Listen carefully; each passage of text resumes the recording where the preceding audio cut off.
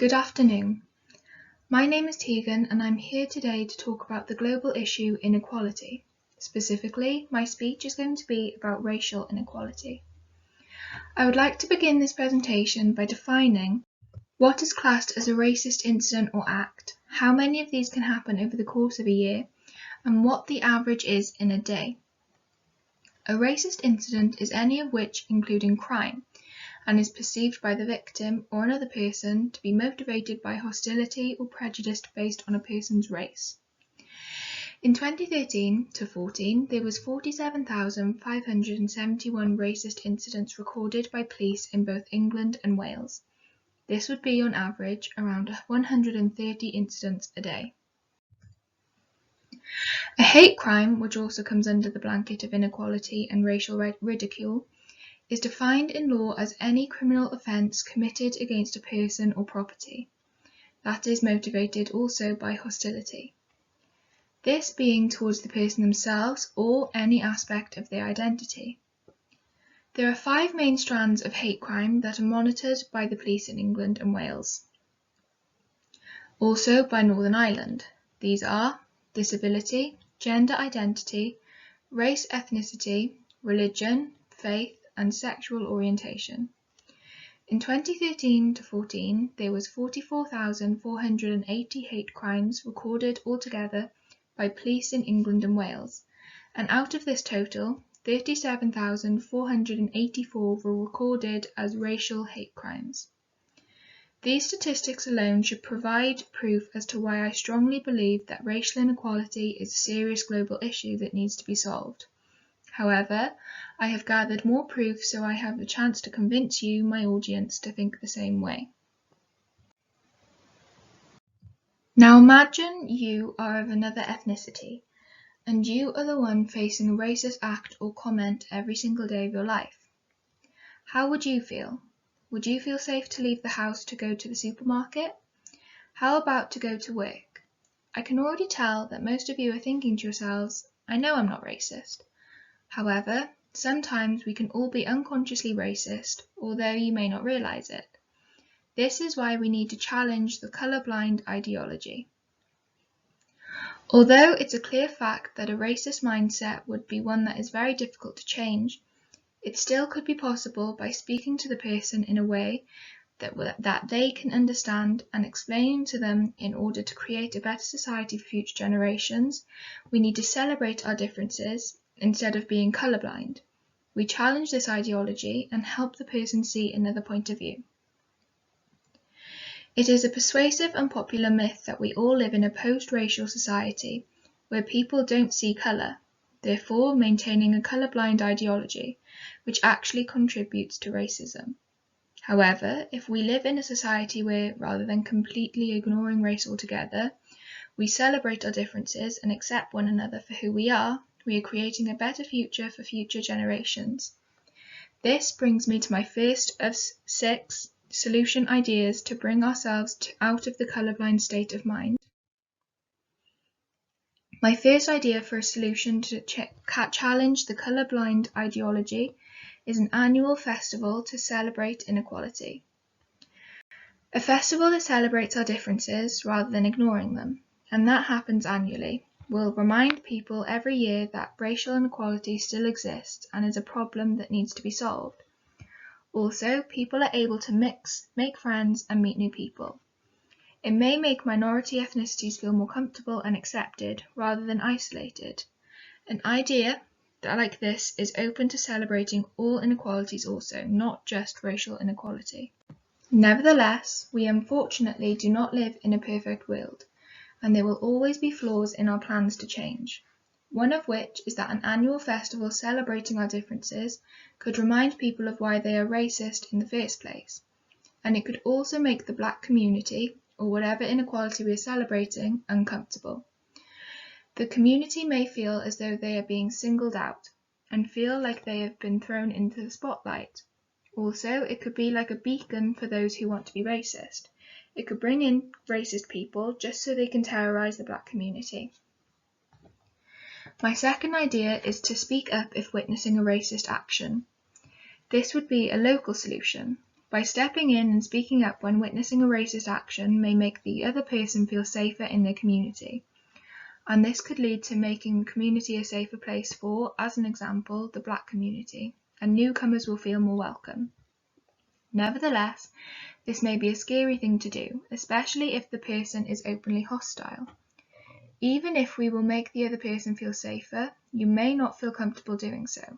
Also, by stepping in, you could put both yours and the other person's safety at risk.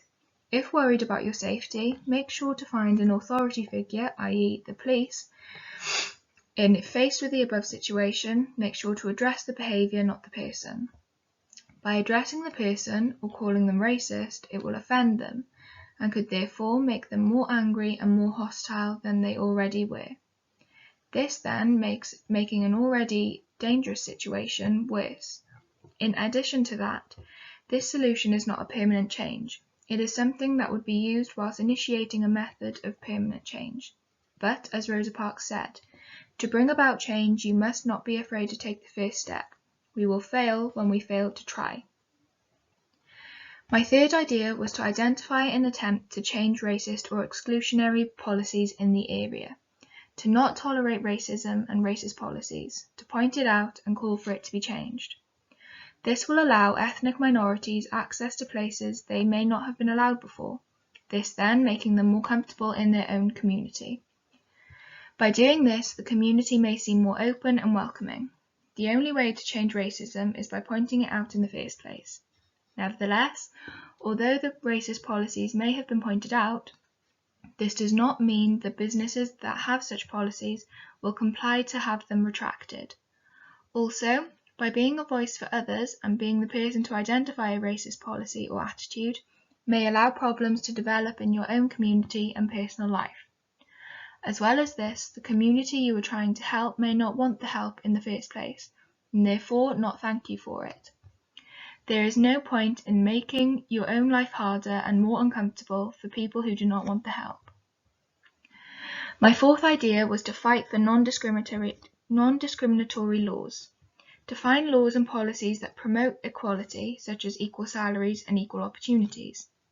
By establishing laws that promote equality, racism may decrease within workplaces and schools. It could also encourage other governments and smaller local communities to change their legislations to make the Black community feel more welcome. A method in which we could go about this solution is by writing to government officials to possibly discuss the policies and ask them to change the discriminatory laws. However, local and federal legislations can promote racism, and it may be extremely difficult to change government legislation, if possible at all. In addition to this, although establishing anti-racist laws may decrease racism in certain areas, it is still impossible to change someone's mindset quickly, and racism will, unfortunately, still be a thing. My fifth idea is to support minority candidates in elections. This is one of the best ways to enact policy changes, having more races and ethnicities represented in both local and federal government elections. Racist policies and rules would be more likely to change, and more rules that promote equality are more likely to be enacted this way, and more people from various ethnicities and races may feel more encouraged to run for local government positions in your local community. However, a candidate is likely to receive bad treatment from their colleagues, and this method could cause an uprise, leading to the candidate receiving hate. My final solution to challenge the colourblind ideology is to reach out to co-workers or employees and ask them if they feel comfortable discussing the racism and prejudices that they experience or have experienced in their profession or at work. The strength of this idea is that it may make the people you are speaking to feel more comfortable in their workspace and make them feel that they have the right to speak about something that they are worried about. And not only can it make others feel more comfortable, but it will also broaden your knowledge on the subject of racial inequality, then help develop a more permanent solution to the problem.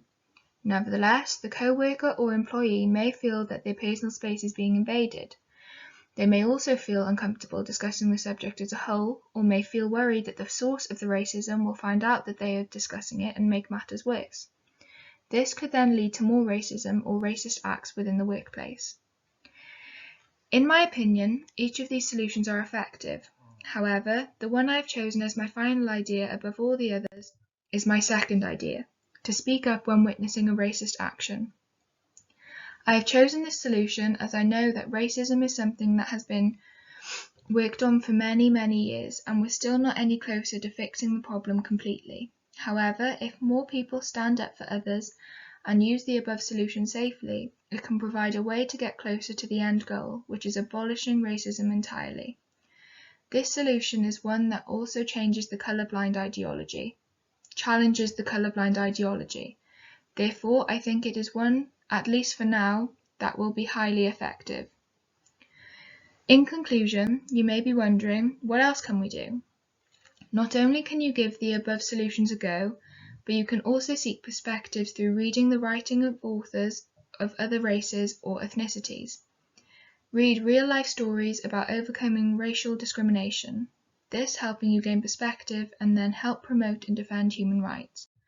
As it says on the UN website, racism, xenophobia and intolerance are problems prevalent in all societies. But every day, each and every one of us can stand up against racial prejudice and intolerant attitudes. Be a human rights champion. Thank you.